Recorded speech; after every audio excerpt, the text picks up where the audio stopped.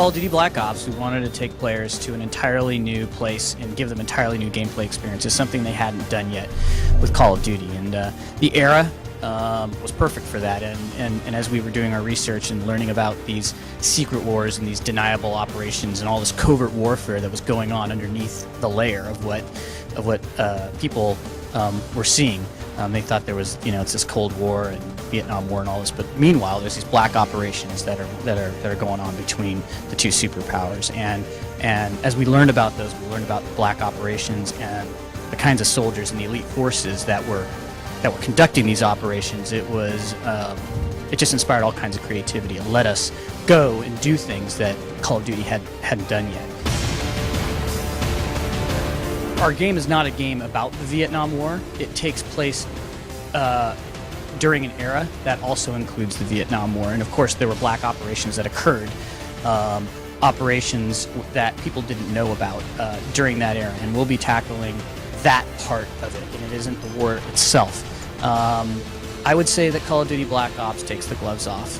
Treyarch hasn't been afraid to do that in the past, and you should expect no different from Call of Duty Black Ops.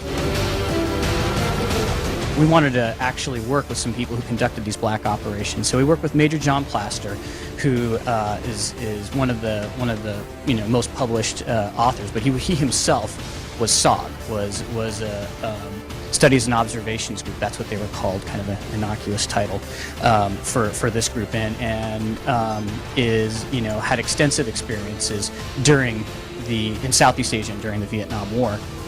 Conducting these black operations, and so he came to our studio and shared his experiences with us, everything from his training to the tactics and strategies that they'd used to some intimate experiences that they had. And it definitely stimulated the thought of our designers and our creatives in the studio to come up with some of the gameplay that we did.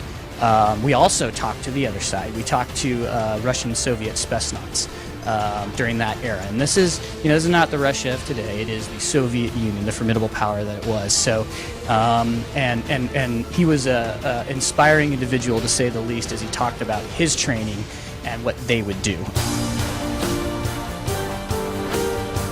One of the things, as I mentioned, with Call of Duty Black Ops that we wanted to do was come up with all kinds of new, fresh gameplay. The idea to use alternative forms of ammo actually came from talking with some of these veterans, and they actually talked about packing their own ammo for the purposes that they wanted or that they needed. The bow and arrow or the crossbow was actually inspired by a couple of things. One is we were doing some research, and we learned that some of the indigenous people that worked in Vietnam, that worked with some of the special forces there, did actually use bow and arrow during their missions. It's a great stealth weapon, and if you're effective with it, obviously incredibly lethal, and you can go undetected. So we learned about that, and then we also heard from Major John Plaster that there was a member of SOG who would always choose a bow and arrow as he was going out on his missions. Now, in the mission that we have it actually featured in, you're behind enemy lines inside the Soviet Union, and it just seemed like the perfect device to be able, as it was, it comes up during a stealth sequence. We don't want the player to get detected, and it seemed like the perfect way that you might want to modify your weaponry to place a really explosive incendiary device at range without being detected.